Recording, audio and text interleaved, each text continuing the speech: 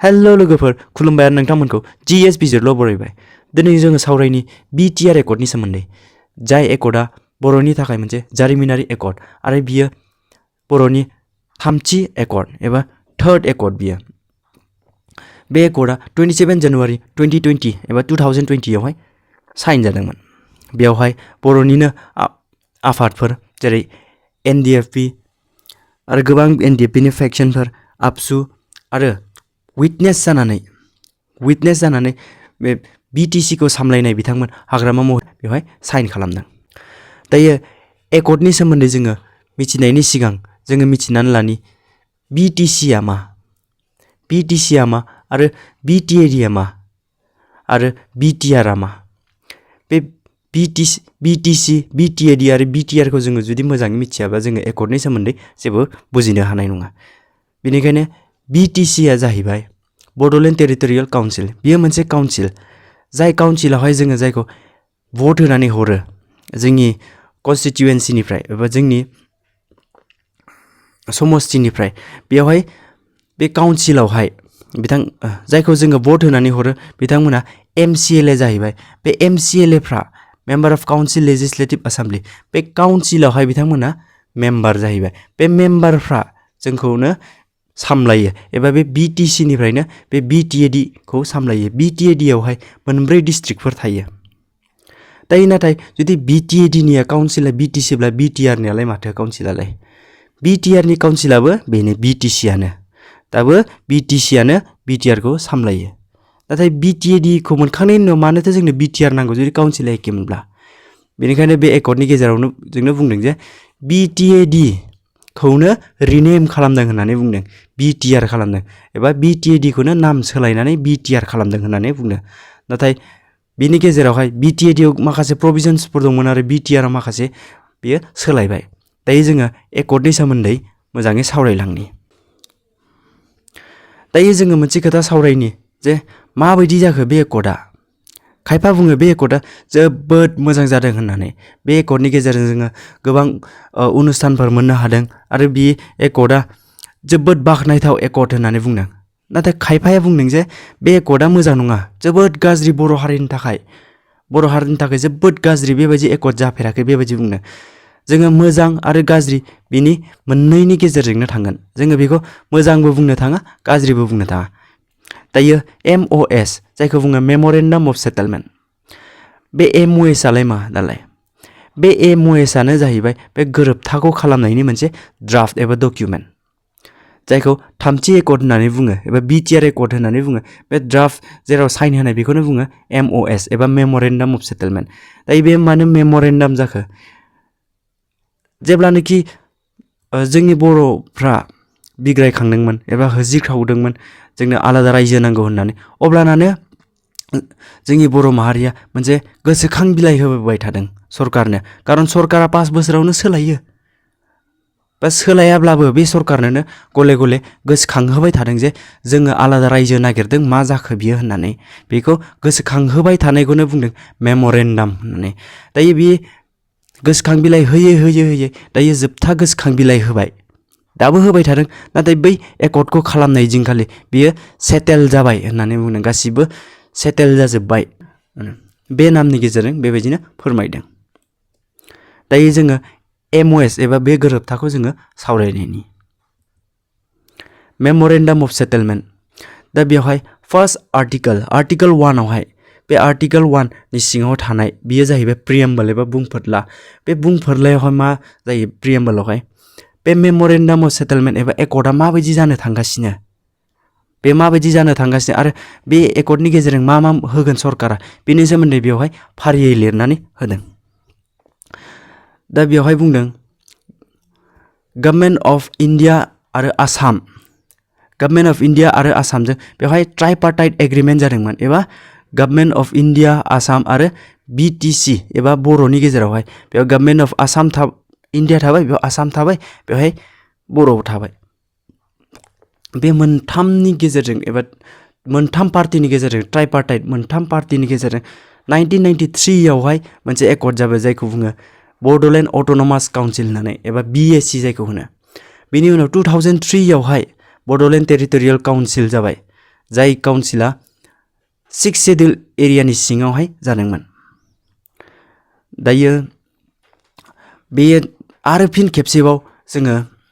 मोनसे आरो एग्रीमेंट एबा एकर्ड जाबावबाय। बे एकर्डआबो बे ट्राइपार्टाइट एबा मोनथाम पार्टीनि गेजेरावनो जादों।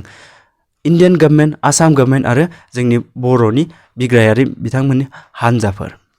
दायो बे एकर्डनि गेजेरजों मा होनदों, आबसु आरो NDFB बिथांमोना गोबाव समनिफ्राय डिमान्ड खालामदों बेबो सेपारेट स्टेटहुड एबा आलादा रायजो बिदों। आलादा रायजो माने आलादा स्टेट बिदों। बे आलादा रायजो बिनायनि उनाव बिनायावहाय बिथांमोना बेवहाय नेगोशिएट खालामदों। नेगोशिएट माने सावरायलायदों। सावरायलायनायनि गेजेरजों बिथांमोना मोनसे कम्प्रिहेन्सिभ एन्ड फाइनाल सल्युशन खालामबाय एबा गासै बर'नि गांनाय उखैनाय जि नांगौ बे एकर्डनि गेजेरजोंनो मोननो हाबाय होननानै बुंदों आरो बे एकर्डआनो फाइनाल सल्युशन गासिबो सल्भ जाजोब्बाय होननानै बुंदों बे एकर्डनि गेजेरजों। बेवहाय कीपिं इन्टेक्ट द टेरिटरियेल इंटीग्रिटी अफ द स्टेट अफ आसाम माने आसामनि सिङावनो आसामनि सिमानि सिङावनो थानानै बर'फ्रा गासिबो गांनाय उखैनायखौ बे एकर्डनि गेजेरजोंनो मोनफुंजोबनो हाबाय होननानै बेयावहाय बे आर्टिकल 1 आवहाय बेवहाय फोरमायदों। दायो जोङो नेक्स्ट आर्टिकलाव थांनि। दायो बे article 2 Objectives of the MOS माने बे मेमोरेन्डाम अफ सेटलमेन्टनि अबजेक्टिभ मा सावरायखो, मा एग्रीमेंट खालामखो, मा एकर्ड खालामखो बेनि गेजेरजों जोङो मिथिनानै मोनगोन। आर्टिकल 2 नि क्लज 1 आवहाय मा लिरदों, to augment area and powers of BTC and streamline its functioning माने BTC नि पावारफोरखौ खेबसेबाव आरो रिभिउ खालामनाय, बियो नायबिजिरनाय, बेनि सोमोन्दै बेवहाय लिरदों। To address issues relating to borders residing outside BTAD नि बाहेराव थानाय बर'फोरनि थाखाय माखासे समस्याफोर दङ, बे समस्याफोरखौ सल्भ खालामनानै होनायनि खोथा बेवहाय बुंदों। To promote and protect social, cultural, linguistic and ethnic identities of borders बर'फोरनि जि social, cultural, linguistic आरो ethnic identity मोनसे जोंहा मोनसे समाज, कालचार, भाषा आरो जोंनि बे संस्कृतिफोर बेफोरनि आइडेन्टिटिखौ जोङो बोरै प्रमोट खालामनो, बिश्वनि दरबाराव जोङो बोरै लांनो आरो बेखौ बोरै हमथानानै दोनबाय थानो बेनि सोमोन्दैबो बेवहाय बे एकर्डनि गेजेरजों सुइ खालामनाय जादों। To provide legislative safeguards for land rights of ट्राइबेलफोरनि land rightsनि सोमोन्दै बेवहाय सावरायदों। To ensure accelerated development of tribal areas tribal एरियाखौ बोरै जोङो थाबैनो डेभेलप खालामनो बिनि थाखायबो बेवहाय सावरायदों। To rehabilitate members of NDFB factions NDFB बिथांमोनखौ गोबां गुबुन फेक्शन्सफोरखौ रिहेबिलिट खालामनाय एबा पुनर खेबसे बावहाय बिथांमोनखौ न'आवहाय थाहोनाय बिनि सोमोन्दैबो बे एकर्डआवहाय सावरायदों। दायो जोङो थर्ड आर्टिकलावहाय नायनि अल्टारेशन अफ एरिया अफ BTAD नि एरियाखौ फिसा गिदिर खालामनाय एबा BTAD आ बेसेबां एरियामोन बेवहाय सोलाय सोल' खालामनाय जादों। बे एरियाखौ खायफाखौ गिदिर खायफाथिंजाय फिसा बेबायदि खालामनाय जागोन होननानै बुंदों। A commission will be appointed under paragraph 14 of the 6th schedule 6th schedule नि सिङावहाय मोनसे paragraph 14 दङ, जेरावहाय लिरनाय दङ जे 6th schedule एरियानि सिङावहाय मा पावारफोर दङ बेफोरखौ बेवहाय लिरनाय दङ। दायो बेवहाय आर्टिकल 3 नि क्लज 1 नि सब क्लज 1 आवहाय मा लिरदों, inclusion of villages माने गामिफोर सोनायनि खोथा बेवहाय बुंदों। Contiguous to BTAD and having majority tribal population as demanded by border organizations माने BTAD हमनानै ला बे BTAD सिङावहाय आरोबाव माखासे बर'फोर दङ बिथिंजाय बिसोरखौ सोनायनि बाथ्रा बेवहाय बुंदों। नाथाय बेवहाय मोनसे सोदोब दङ कन्टिगुवास माने बे BTAD जों जुदि ट्राइबेल पपुलेशन एबा बर'फ्रा नांजाबनानै दंबा बे हाबगोन, बिथिंबो हाबगोन, बिथिंबो जुदि बेबायदि नांजाबनानै दङबा बे हाबगोन। जुदि नांजाबनानै गैया, जेनेबा हमनानै ला बेवहाय ट्राइबेल पपुलेशना एबा बर'फ्रा बेवहाय दङ, बेखिनियावहाय खालि नांजाबनाय नङा, बे एरियानि बर'फ्रा बे एकर्डनि गेजेरजों हाबनाय नङा BTAD आवहाय होननानै बेवहाय बुंदों। दायो बे हाबनायनि जाहैबाय, दायो जोङो ओंखारलांनायनि खोथाखौ सावरायनि। दायो बेवहाय exclusion of villages currently under BTAD which are contiguous to non-6 scheduled areas and have majority non-tribal population दायो बेवहाय आरो खेबसेयाव हमना ला बे BTAD दायो BTAD नि सिङावहाय बेयाव contiguous नङा माने बै नन ट्राइबेलफ्रा बे सिङावनो contiguous माने बेवहाय नन ट्राइबेल दङ बेवहाय नन ट्राइबेल दङ बिथांमोना नांजाबनाय contiguously माने नांजाबनाय continuously बे नांजाबदों आरो बियो 6 शेड्यूल एरियायावहाय जुदि बे एरिया गोलैया BTC सिङावनो बिथांमोनखौ दानख'नाय जागोन होननानै बेवहाय बुंनो एबा एक्सक्लुड खालामगोन होननानै बे एकर्डनि गेजेरजों बुंनो दायो बेवहाय बे सब क्लज 3 आवहाय मा बुंदों increase of constituencies of BTC maximum of 60 seats in the area without adversely affecting the existing percentage of reservation for tribals माने बेवहाय BTC सिङावहाय सीटखौ बारायनायनि खोथा बुंदों BTC आवहाय सीटखौ बारायनायनि खोथा बुंदों एबा MCLA फ्रा सिगाङावहाय 40 मोन दायो 60 जागोन बिनि खोथाखौ बुंदों किन्तु पार्सेन्टेजआ बिनो थागोन सिगाङाव जेरैमोन बिदिनो थागोन पार्सेन्टेज वाइज दायो नेक्स्ट आवहाय मा बुंदों माने बेनि खोथा जेराव हाबनाय ओंखारनायनि खोथा आरो नैबे सीट बारायनायनि खोथाखौ बे एकर्डआ जाखांनायनि उनावहाय बेवहाय सोर थागोन आसामनि स्टेट गभर्नमेन्ट एबा आसाम गभर्नमेन्ट आबसु आरो BTC निया थागोन बेवहाय बेखौ हाबनाय ओंखारनाय आरो बे सीट बारायनाय खमायनायनि खोथाखौ खमायनायाथ' खमाया बारायगोन बिनि सोमोन्दै बेवहाय सावरायगोन माने बिथांमोना 6 मान्थनि गेजेरावनो सावरायगोन दायो नेक्स्ट बे Article 3 नि clause 4 आवहाय मा बुंनो Government of Assam may consider reorganizing the districts consequent to alteration of area of BTAD on administrative considerations माने Government of Assam खालामनो हागौ होननानै बुंदों खालामनो हागौ माने बे खालामनोबो हागौ बा खालामाबो जानो हागौ आसाम गभर्नमेन्टआ बेवहाय मा बुंनो alteration of BTAD माने BTAD नि डिस्ट्रिक्टफोरखौ reorganize खालामनो एबा अबेबा गिदिरबा BTAD आथ' मोनब्रै डिस्ट्रिक्ट दङ बेयाव अबेबा गिदिरखौ फिसा खालामनाय फिसाखौ गिदिर खालामनाय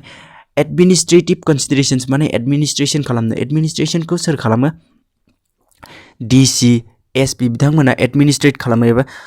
सामलायो बिनि थाखायसो बेखौ बे मोनब्रै डिस्ट्रिक्टखौ गिदिर खालामनाय फिसा खालामनाय बिदि खालामगोन होननानै बे मोनसे क्लजनि थ्रुयै बुंदों दा नेक्स्ट आवहाय The existing Bodoland Territorial Area District BTAD shall be renamed as Bodoland Territorial Region comprising area covered under BTAD माने Bodoland Territorial Area District rename होननानै जायखौ बुंदों rename माने नामखौ सोलायनाय BTAD खौनो BTR खालामदों होनना बुंदों जा आरो एरियायाबो बे BTAD एरियायानो जागोन होननानै बे क्लजनि थ्रुयै बुंदों दायो जोङो नेक्स्टआव सावरायलांनि गुबुन मोनसे आर्टिकलखौ दा बे आर्टिकल 4 नि गेजेरजों मा बुंदों review of powers and functions of BTC नि पावार्स एन्ड फांक्शन्सखौ रिभिउ खालामगोन एबा BTC आवहाय मा पावार एन्ड फांक्शन दङ बेखौ पुनर खेबसेबाव आरो नायबिजिरगोन होननानै बे आर्टिकलनि गेजेरजों बुंदों दा आर्टिकल 4 नि क्लज 1 आवहाय मा बुंदों the process of BTC to have more legislative executive and administrative and financial powers BTC आवहाय बांसिनै लेजिस्लेटिभ एक्जिक्युटिभ एडमिनिस्ट्रेटिभ आरो फाइनेन्शियल पावारफोरा बारायगोन होननानै बुंदों जायखौ एडिशनेल साबजेक्ट्सआ मा जागोन बेयावहाय लेजिस्लेटिभ एक्जिक्युटिभ एडमिनिस्ट्रेटिभ आरो फाइनेन्शियल पावारनि आरो एसे बारायनानै होनायफ्रा एनेक्स 01 आवहाय लिरनाय दङ बियो आरो 90 डेज एकर्ड जानायनि 90 दिन एबा मास मोनथामनि गेजेरावनो बियो गासिबो सोजोबजागोन होननानै बुंदों दायो जोङो एनेक्स 01 नि सोमोन्दै नायनि दायो बे एनेक्स 01 नि गेजेरजों मा पावार होदों आरो मा पावार होखै जोङो नायनि industries and employment generation projects government of India GOI माने गभर्नमेन्ट अफ इन्डिया बेयाव सर्टआव लिरनाय जादों गभर्नमेन्ट अफ इन्डिया मा होगोन development of industrial estates at Ramphal बिलावहाय इन्डास्ट्रियल एस्टेट्स होगोन फुड प्रसेसिं होगोन गुबुन सेन्टारफ्रावहाय गुबुन जायगायावहाय फुड प्रसेसिंनि खालामनानै होगोन ट्रेनिं होगोन प्रोडक्शन एन्ड मार्केटिं खालामनानै होगोन हेन्डलुम एन्ड टेक्सटाइल प्रडाक्ट्सनि थाखाय बाम्बु नार्सारि प्रमोशन अफ इको टुरिजम बेफोरबायदिनो गोबांथा बेवहाय माखासे अनुस्थानफोर एबा गोबां बर' हारिनि लाबनि थाखाय बेवहाय गभर्नमेन्ट अफ इन्डियाया मावनानै होगोन होननानै बे एनेक्स 01 नि थ्रुयै बुंदों दायो आर्टिकल 4 नि क्लज 2 नि गेजेरजों मा बुंदों principal secretary BTC will have monitoring powers of registration department within BTAD area माने प्रिन्सिपल सेक्रेटारिया बेवहाय मनिटरिं एबा नायनायनि पावर थागोन प्रिन्सिपल सेक्रेटारियाथ' स्टेट गभर्नमेन्टनिसो बियो थेवबो बे स्टेट गभर्नमेन्ट हानो बियो मनिटरिं एबा नायनायनि पावर थागोन होननानै बुंदों माखौ रेजिस्ट्रेशन डिपार्टमेन्टनिखौ रेजिस्टारफोरखौ दा बेवहाय मा बुंदों आर्टिकल 280 6 शेड्युलावहाय बेवहाय खेबसेबो आरो नायबिजिरबावगोन होननानै बेनि थ्रुयै बुंदों आरो बेखौ सोर नायगोन चीफ एक्जिक्यूटिव अफिसारा नायगोन बियो चीफ एक्जिक्यूटिव अफिसार आरो प्रिन्सिपल सेक्रेटारि नि गाहायनि मानसि बेखौ नाया बेखौ बे 6 शेड्युल एरियानि सोमोन्दै जाय बिला 2019 आवहाय पास जादोंमोन दायो आर्टिकल 4 नि क्लज 5 नि गेजेरजों मा बुंदों chief executive member of BTC माने बेवहाय BTC नि चीफ एक्जिक्यूटिव मेम्बार बिथांमोनजों सावरायखांनायनि उनावसो DC हरनांगौ ना SP हरनांगौ सोर SP खौ बबे डिस्ट्रिक्टआव हरनांगौ माला ट्रान्सफार खालामनांगौ बिनि सोमोन्दै बे चीफ एक्जिक्यूटिव मेम्बार दासो बेखौ डिसिजनखौ लागोन एबा बिथांमोनजों सावरायखांनायनि उनावसो बे खामानि जागोन होननानै बेवहाय बुंदों बेवहाय chief minister of Assam chief executive minister CEM दायो प्रमोद बर बिथाङा जानानै दङ बे मोनथामजों स्टेट गभर्नमेन्टजों BTC निजों आरो सेन्ट्रेलनिजों मिनिस्टार अफ होम अफेयार्सनिजों 6 मान्थनि गेजेरावनो रिभिउ जाबाय थागोन एबा बेखौ नायबिजिरबाय थागोन जे BTC आ मोजाङै सोलिदोंना सोलियाखै बा ल'फोर जायफ्रा ल'फोर आयेनफोर पास जाबाय BTC आवहाय बेफोर आयेनफोरा पास जानायनि सिगाङावहाय जुदि बेखौ आयेन जाहोनोबा गभर्नर अफ आसामनियावहाय कनसेन्ट एबा एसेन्ट लाहैनांगोन एबा बेवहाय सिगनेचार लाहैनांगोन BTC अफिसावहाय बे आयेना पास जाबाय किन्तु गभर्नमेन्ट अफ आसामनियावहाय एबा गभर्नर अफ आसामनियावहाय बेखौ सुहि लाहोनो थांनांगोन सुहि लाखांबासो बियो आयेन जागोन होननानै बेवहाय लिरदों आरो ट्राइपार्टाइट मेकानिजम दहाय आं बुंखाबाय ट्राइपार्टाइट माने मोनथाम पार्टी बेवहाय मा थागोन गभर्नमेन्ट अफ आसाम थागोन चीफ एक्जिक्यूटिव अफिसार थागोन आरो मिनिस्टार अफ होम अफेयार्स बिसोर मोनथामा 6 मान्थनि गेजेरावनो BTC आ मोजाङै सालायदोंना सालायाखै बा आसाम गभर्नमेन्टनियावहाय माखासे जेराव बहाबा पोस्ट गोदान बानायनांगौ बहाबा पोस्ट खालि जानानै दङ बेखौ ट्रान्सफार खालामनांगौ पोस्टिं खालामनानै हरनांगौ बेफोरनि सोमोन्दै बिथां ट्राइपार्टाइट मेकानिजमजों बेखौ समाधान खालामगोन होननानै बे आर्टिकलनि थ्रुयै बुंदों दायो provisions for borders outside BTAD बर'फ्राथ' BTAD आवल' गैया बर'फ्रा BTAD नि बाहेरावबो दङ जेरै कार्बि आंलंआवहाय बहुत बर'फोर दङ आरो दिमा हासावबो गोबां बर'फोर दङ बिथांमोननि आरो गुबुन जायगायावहाय होल इन्डिया बर'फ्रा गोसारनानै दङ दा बिथांमोननि थाखायबो मोनसे गभर्नमेन्ट अफ आसामा मा खालामनानै होगोन बर' कचारी वेलफेयार काउन्सिल बानायनानै होगोन गोबां बुंदोंमोन जे बर' कचारी वेलफेयार अट'नमास काउन्सिल होननानै बुंदोंमोन नाथाय बियो अट'नमास काउन्सिल नङा बियो बर' कचारी वेलफेयार काउन्सिल अट'नमासबाथ' गोबां मोजां जागौमोन अट'नमास मा जागौमोन बै बाहेरायाव थानाय बर'फ्रा गावनो गावसोरनो सरकार सालायनो हानाय जागौमोन अट'नमास जोंनि BTC बायदि जागौमोन बा BAC बड'लेण्ड अट'नमास काउन्सिलफोर बायदिनो जागौमोन दा बिदि नङा बेयो मोनसे वेलफेयार काउन्सिलसो मोजांनि थाखाय बर'फोरनि मोजां जाहाथे जायो माबायदि मोजां डेभेलप जायो बर'फ्रा जाहाथे बैफोर गामिफ्रा BTAD नि बाहेरनिया बेवहाय टाउनफोर माबा ओरैनो थाहैलाबायनाय नङा बर'फोर गामिफोरखौसो बेवहाय रायखांदों दा आरो सोर बे गामियावहाय हाबगोन बे वेलफेयार काउन्सिलाव सोर हाबगोन जाहा थाहाथ' हाबनाय नङा दा बेवहाय बिनि थाखाय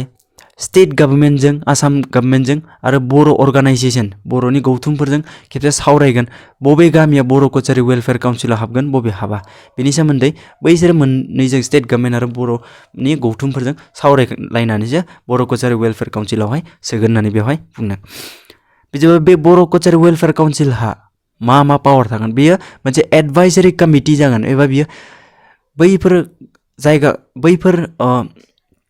एरियाखौ डेभेलप जादोंना जायाखै माबायदि जानांगौ बेखौ आसाम गभर्नमेन्टनो एडभाइस होगोन बिथांमोना आसाम गभर्नमेन्टनो एडभाइस होगोन जे बे बर' कचारी वेलफेयार काउन्सिलनि बे गामिया मोजां जायाखै बै गामिया मोजां जायाखै बै गामियाव उमुक डेभेलपमेन्ट नांगौ होननानै सोरनो एडभाइस होगोन गभर्नमेन्ट अफ आसामनो सोर होगोन बर' कचारी वेलफेयार काउन्सिला दायो नेक्स्ट क्ल'जखौ जोङो नायनि 5.3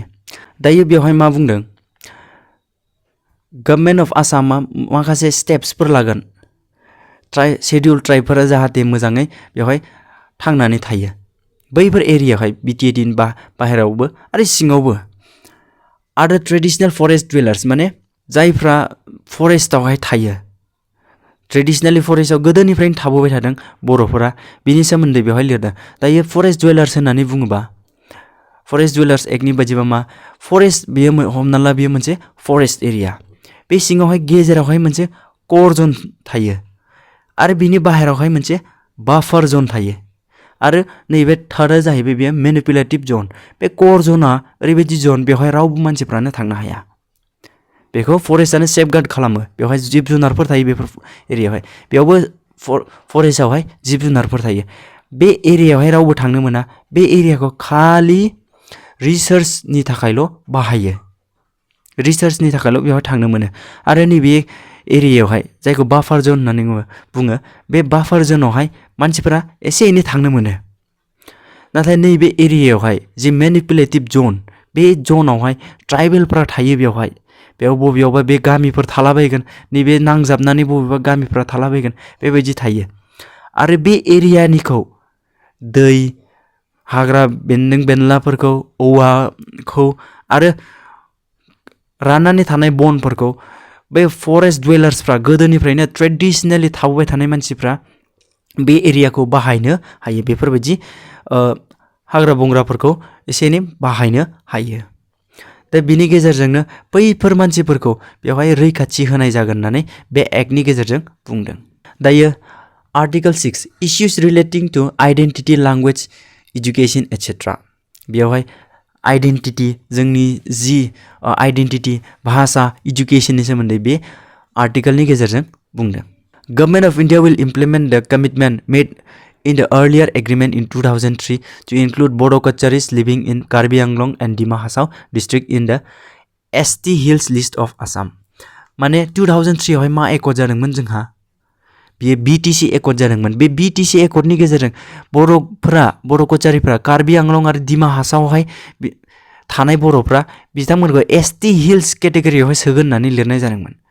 नाथाय बेखौ दासिमबो मावनाय जायाखै नेक्स्ट आर्टिकलनि बे आर्टिकल 6 नि सब क्लज 2 आवहाय आर्टिकल 6 नि क्लज 2 आवहाय मा लिरदों Assam government will notify Bodo language in Devanagari script as an associate official language in the state सिगाङावहाय बर'फ्रा बर' भाषाया मामोन बर' लेंगुवेजआ आसामनिनो सेकेन्ड लेंगुवेजमोन फार्स्ट लेंगुवेजआ आसामिस सेकेन्डआ बर' थार्डआ बेंगालिमोन मानेखौ एसोसिएट अफिशियल लेंगुवेज बानायबाय दायो नेक्स्ट आर्टिकलावहाय मा लिरदों बे क्लज 3 आवहाय government of Assam will initiate measures to provincialise school सरकारि खालामनायनि खोथा बुंदों schools colleges establish in BTAD सिंनि स्कुल्स कलेजफोरखौ बानायगोन सरकारि बानायगोन होनना बुंदों Bodo' medium schools outside BTAD Bodo' medium school बिटिएडिनि बाहेरायाव थानायफोरखौबो सरकारि खालामगोन होननानै बेवहाय बुंदों आरो लेक्चारारफोर बर' डिपार्टमेन्टआवहाय कलेजफ्रावहाय अपइन्ट खालामनायनि खोथाखौ बेवहाय बुंदों आरो बेवहाय मोनसे गोनांथार खोथा बेवहाय बुंदों आर्टिकल 6 नि क्लज 4 आवहाय सेपारेट डाइरेक्टरेट खालामनानै होनायनि खोथा बर' मिडियाम स्कुलनि थाखाय बिटिएडिआव नङा होल आसामनि थाखायनो बेवहाय बुंदों आरो बियो जाफुंबाय कालचारेल कमप्लेक्स बानायगोन होनदों बड'फा उपेन्द्रनाथ ब्रह्मनि बियो थुलुंगाफुरिनि फोथारावहाय बे क'क्राझार डिस्ट्रिक्टआवहाय बानायगोन होननानै बेवहाय बुंदों आरो बिनि थाखाय फाइनेन्शियेल एसिस्टेन्स होगोन होननानै बे सबक्लज 5 नि थ्रुयै बुंदों दायो जोङो आर्टिकल 7 आवहाय फैबाय issues relating two land rights जोंनि हानि बे माखासे राइट्सनि खोथाखौ बेवहाय बुंदों बेवहाय मा बुंनो tribal belt and block tribal belt गोदो जेब्ला आसामखौ एबा इन्डियाखौ जेब्ला इन्डिपेन्डेन्स होदोंमोन बे समावहाय मोनसे ट्राइबेल बेल्ट एन्ड ब्लक बानायनानै होदोंमोन जाहाथे ट्राइबेलफ्रा थांनानै थायो बे ट्राइबेल बेल्ट एन्ड ब्लकआ माबायदि जायो नैबे जाहैबाय बेल्ट गोलावा जाहैबाय बेल्ट आरो बिनि गेजेरावनो अबेयावबा बिदि फिसा दुलुर बा बेबायदि फिसा फिसा बानायना बर'फ्रा थायो बे सिङावहाय बर'फ्रा थायो एबा ट्राइबेलफ्रा थायो बेखौ मोनसे बेल्ट होननानै बुङो बेबायदि फिसा फिसाखौ ब्लक होननानै बुङो अबेयावबा आरो बिदिनो नैबे शेपआवहाय गोलाव शेपआवहाय बेबायदि बेल्ट बायदि शेपआवहाय थायो बर'फ्रा बे सिङावहाय थायो बे नङा जे बे मोनसे एरिया सिङावनो थाबाय थानांगौ एबा बेबायदिनो गोलाव गोलाव थायोबा बेखौ बेल्ट होननानै बुङो दायो बिथांमोनखौ रैखाथि होनो बे ट्राइबेल बेल्ट एन्ड ब्लक जाय एरियानि बाहेरायावहाय थायो बिथांमोननि थाखायबो बेवहाय प्रभिजन दङ जे बिथांमोनखौबो रैखाथि होगोन होननानै बुंदों बिथांमोननि हाखौ लेन्डफोरखौ government of Assam will take effective measures to protect khas land grazing land khas land जों जि जायगायावहाय आबाद मावो थायो बेफोर खास लेन्ड ग्रेजिं लेन्ड आरो वाटार बडिज दैनि फारसेबो आरो इलिगेल एनक्रोचमेन्ट इलिगेलि जि हायावहाय थायो अबैध भाबै सरकारि हाफ्रावहाय थायो बेफोरखौबो आसाम गभर्नमेन्टआ रैखाथि होगोन होननानै बेवहाय बुंदों एबा माखासे स्टेप्सफोर लागोन होननानै बेवहाय बुंदों दायो next article 8 special steps to be taken by government of Assam government of आसामा मा स्टेप्स लागोन Government of Assam will create a separate department to deal with matters relating to councils under the 6 schedule. मोनसे separate department बानायनानै होगोन 6 schedule एरियाखौ नायनो थाखाय बेबो BTC खौ लाफानानै Government of Assam will create one post of DIG नि post बानायना होगोन जेराव बेवहाय IG ल'सो दंमोन DIG Directorate Inspector General बानायनानै होगोन होननानै बुंदों मोनसे स्टाफ कलेजबो बानायनानै होगोन BTC नि सिङावहाय Government of Assam will provide financial compensation of rupees 5 lakh each to next of named persons who have lost their lives in agitations for separate state. जायफ्रा बर'लेण्ड एबा जि रायजो दाबिनायावहाय गोबां मानसिया जिउ गोमालांबाय बिथांमोन जिउ गोमालांनायफोरनो 5 लाख 5 लाख होगोन कम्पेनसेशननि मुङावहाय बिथांमोननो 5 लाख होगोन होननानै आसाम गभर्नमेन्टआ बेवहाय स्टेप लादों एबा बेवहाय बे आर्टिकल 8 नि सब क्लज 4 नि गेजेरजों बुंदों नाथाय मोनदोंना मोनाखै बेखौ जों गासिबो नुगासिनो दायो आर्टिकल 9 नि गेजेरजों मा बुंनो settlement with NDFB factions NDFB बिथांमोनहा गोबां फैक्शंसफोर दङ जेरै सावरायग्रा रन्जन दैमारिनि आरो धीरेननि गोविन्दनि बिदिनो गोबां फैक्शंसफोर जालांबायमोन बिथांमोननि सेटलमेन्टनि थाखाय बेवहाय बुंदों All NDFB factions under SOO shall abjure path of violence, surrender their weapons and disband their armed organizations within 1 month of signing this MOS. बे MOS को एबा Memorandum of Settlement बे Accord को साइन खालामखांनायनि मास मोनसे उनावनो बिथांमोना गावसोरनि बे violence एबा बे हाथियार लानानै सोमावसारनायखौ दोनथ'गोन सारेन्डार खालामगोन वेपनफोरखौ आरो बे अर्गानाइजेशन एबा बे आफादखौ बिथांमोना डिसबेन खालामगोन एबा बेखौ फोजोबगोन होननानै बेवहाय बुंदों government of India and government of Assam will take necessary measures to rehabilitate माने बे NDFB नि केडारफोरखौ जायफ्रा केडारमोन बिथांमोनखौ रिहेबिलिट एबा न'आव पुनर्दोनफिननायनि खोथा बेवहाय बुंदों आरो बिथांमोननो माखासे फैसा होगोन लाम साम एक्सग्रेसिया पेमेन्ट खालामगोन मानि थ्रुयै फान्डिं खालामगोन इक'नमिकेलि जाहाथे बिथांमोना फिसारिजों पिगारि अमा फार्म खुलिनानै अर्गानिक फार्मिं बेफोरबायदिनो गुबुन गुबुन लामाजों बिथांमोनखौ गावनो गाव गसंनानै थानो हानाय बे लामा खालामनानै होगोन होननानै बिथांमोना बुंदों दा बेवहाय एमाउन्टखौ लिरनानै होआखै आरो बिथांमोननो ट्रेनिं होगोन गुबुन गुबुन आरो बिथांमोनखौ जबफ्रावहाय रिक्रुट खालामगोन होननानै बुंदों एज पार एलिजिबिलिटि माने एज पार एलिजिबिलिटि माने जाहैबाय जे जुदि सासे NDFB केडारा जुदि बिथाङा बैसो बाराखैब्ला अब्ला बिथाङा साख्रि मोनगोन बैसो बाराखैब्ला साख्रि मोनला जुदि बिथाङा फरायनाय क्वालिफिकेसन दंखायोबा मोनगोन बिथाङा जुदि गैयाबा मोननाय नङा माने एलिजिबिलिटि क्राइटेरियानि खोथाखौ बेवहाय बुंदों बेखायनो बेवहाय बुंदों मा कमिटि मोनसे दानानै होगोन बे आर्टिकल 9 नि क्लज 3 नि गेजेरजों मा बुंदों कमिटि मोनसे दानानै होगोन जाहाथे बिथांमोन जायफ्रा केडारफोर रिहेबिलिट जानाय केडारफोर बिथांमोननि as proof education qualification general area of residence बहा थायो बिथांमोना बेफोरखौ नायनो थाखाय जाहाथे बिथांमोना जिउआवहाय सासे साक्सेसफुल एन्टारप्रेनर्स एबा फालांगिरि जानानै हायो NGO फोर खुलिनानै होगोन बिथांमोननि थाखाय बेनो जाहैबाय NDFB फोरनि थाखाय सेटलमेन्ट एबा रिहेबिलिटेशननि खोथा बेयावहाय बुंदों आर्टिकल 9 आवहाय माने जायफ्रा नन हेनास एबा गिदिर दाय मावाखै सरकारनि मेगनावहाय NDFB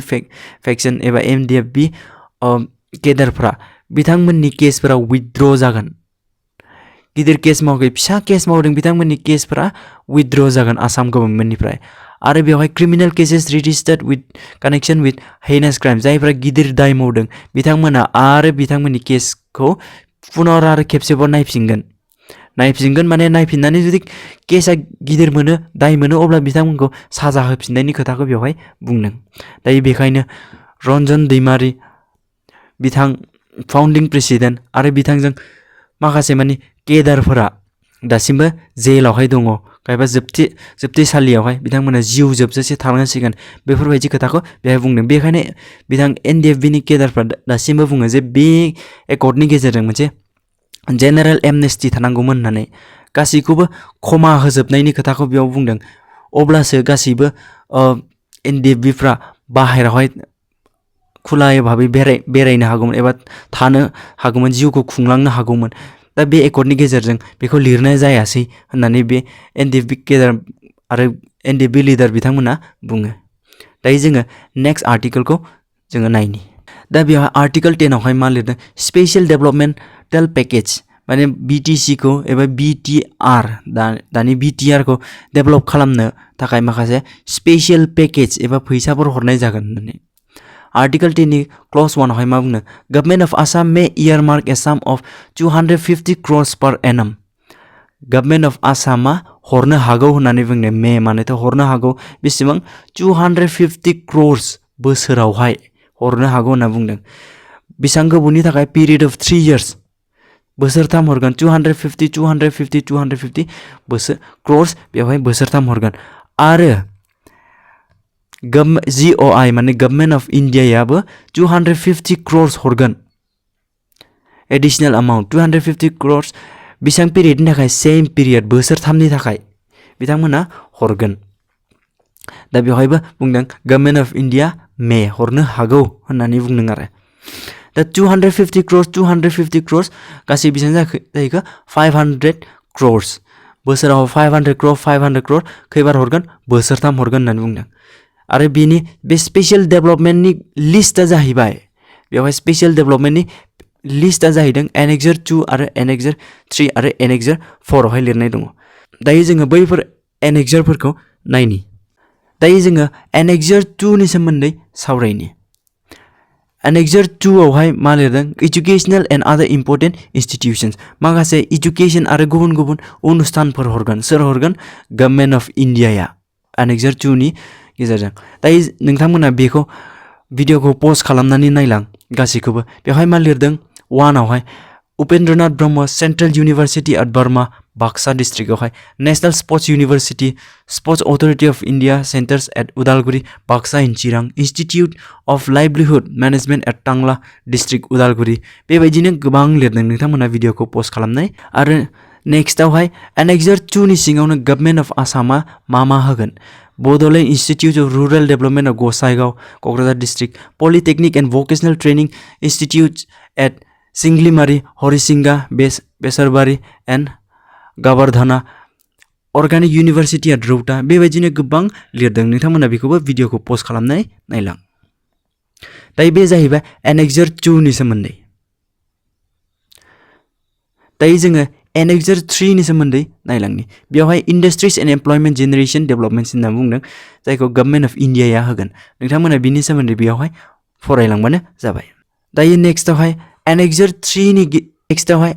3 आवनो गभर्नमेन्ट अफ आसामा होगोन दहाय इन्डियामोन दायो गभर्नमेन्ट अफ आसामा होगोन मा होगोन formulation of suitable industrial policy for BTAD Farm Machinery Bank at Identify Centers with Infrastructure to Support Livelihood and Agricultural Development नोंथांमोना बेफोरखौ फरायलांबानो जाबाय भिडिअखौ पस्ट खालामनानैबाबो फरायलां आरो एनेक्सर 4 आवहाय मा लिरदों गभर्नमेन्ट अफ इन्डियाया होगोन निउ इनफ्रास्ट्राक्चार इन बड'लेण्ड बेफोरखौ हाइवे बानायगोन मासबा to Halangi construction of bridge at river Sankosh बेफोरबायदिनो गोबांथा बेवहाय डेभलपमेन्ट खालामनानै होगोन होननानै बेवहाय लिरदों दायो जोङो बे एनेक्सार 2, 3 आरो 4 खौ जोङो नायजोबबाय नाथाय मोनसे साननो गोनां खोथाया जाहैबाय जे बेवहाय गभर्नमेन्ट अफ इन्डिया आरो गभर्नमेन्ट अफ आसामा 250 crores होगोन होननानै बुंदों गभर्नमेन्ट अफ आसामा 250 गभर्नमेन्ट अफ इन्डिया 250 गासै 500 crores बेखौ बोसोरथाम हरगोन 500 500 500 बोसोरथाम हरगोन बोसोर मोनथाम नाथाय बेवहाय बे बोसोर मोनथाम 500 500 500 crores 1500 crore जों एनेक्सार 2, 3 आरो 4 खौ मावफुंजोबनांगौ बेवहायनो रोखा लिरनानै दङ illustrative list of special projects to be taken up on priority under the special development package are appended at Annexure 2, 3 and 4 बेखौ बिथां बे Annexure 2, 3 and 4 खौ प्रायोरिटी होगोन आरो माखासे मावबावगोन नाथाय फैसाया बेसेबां हरगोन 500 crore 500 crore आरो 500 crore मोनथाम बोसोरावहाय बेवहाय लिरदों दायो नेक्स्ट खौ जोङो नायनि आर्टिकल 10 नि सब क्लज 2 आवहाय बड'लेण्ड युथ फोरखौ बड' युथ फोरखौ रिक्रुटमेन्ट होगोन बहा आर्मियावहाय आरो पेरामिलिटारि फोर्सेसआवहाय आरो पुलिसावबो होगोन होननानै बेवहाय बुंनो आरो प्रि रिक्रुटमेन्ट ट्रेनिं एबा इन्टारभिउ जानायनि सिगाङावनो ट्रेनिं होगोन बिथांमोना जाहाथे साख्रिखौ मोनो बिनि थाखाय बे क्लजनि गेजेरजों बुंदों दायो जोङो आर्टिकल 11 नि सोमोन्दै सावरायनि joint monitoring committee joint monitoring माने जयै मनिटर एबा नायनो हानाय बीटीसी खौ नायनो हानाय मोनसे कमिटि दानानै होगोन बे joint monitoring committee shall be constituted with representatives from minister of home affairs निफ्राय आरो गभर्नमेन्ट अफ आसाम आरो बीटीसी आरो बड'लेण्ड अर्गानाइजेशन्स माखासे बर'नि गौथुमफोर दा बेवहाय आसामनि ministry of home affairs central government निफ्राय आसाम गभर्नमेन्ट निफ्राय बीटीसी निफ्राय आरो बर' अर्गानाइजेशन बर' गौथुमफोरनि गेजेराव ज' खालामनानै मोनसे कमिटि दागोन जायखौ जॉइंट मनिटरिंग कमिटि होननानै बुंदों बे एकर्डआ मोजाङै इमप्लिमेन्ट जादोंना जायाखै बेखौ नायनो थाखाय बे कमिटिखौ दानानै होनाय जागोन होननानै बेवहाय बुंदों दा बे एकर्डखौ माला साइन खालामदोंमोन January 27, 2020 आवहाय बहा साइन खालामदोंमोन निउ दिल्ली सोरनि प्रेजेन्सआवहाय अनारेबल इउनियन होम minister of India Amit Shah बिथाङाबो बेवहाय उपस्थित दङमोन बिनि प्रेजेन्सआवहाय बेखौ साइन खालामनाय जादों दायो जोङो बिथांमोननि सिगनेचारखौ बेयाव नुनो मोनो प्रमोद बर' प्रेसिडेन्ट आबसु बै समाव आबसुनि प्रेसिडेन्टमोन लरेन्स इस्लारि जेनेरेल सेक्रेटारि आबसु रन्जन दैमारि NDFB गोविन्द बसुमतारी NDFB बि सावरायग्रा NDFB धीरेन बर' NDFB मिहिनेश्वर बसुमतारी प्रेसिडेन्ट UBPO आरो बिथांमोना साइन खालामदों बेवहाय साइन अफ द एग्रीमेंट इज विटनेस बाय बेवहाय विटनेस महरै साक्षी महरै सोर दंमोन हाग्रामा महिलारि बिथां CEM BTC बे एकर्डनि गेजेरजोंनो बिथाङा CEM जाखाबाय चीफ एक्जिक्यूटिव मेम्बार जाखाबाय बेवहाय बिथाङा चीफ नंला BTC नि चीफ नंला दे CEM जाखाबाय हेमन्त बिश्व शर्मा बै समाव कैबिनेट मिनिस्टारमोन बिथाङा आरो सर्बानन्द सनोवाल बिथाङा बे समावहाय CM मोन चीफ मिनिस्टारमोन आसामनि दायो भिडिअआ जोबनायाव फैबाय नोंथांमोना भिडिअखौ माबायदि मोनदों बिनि सायावहाय माबाफोर सोंनांगौ दङब्ला नोंथांमोना कमेन्ट बक्सआवहाय बेफोरखौ सोंजागोन आरो अन्नानै भिडिअखौ मोजां मोनोबा लाइक खालाम आरो इयुनावहाय बेफोरबायदिनो भिडिअ नायलांबाय थानोबा नोंथांमोना चेनेलखौ साबस्क्राइब खालामनानै ला भिडिअ एसेनोसै लोगोफोर गोजोन्थों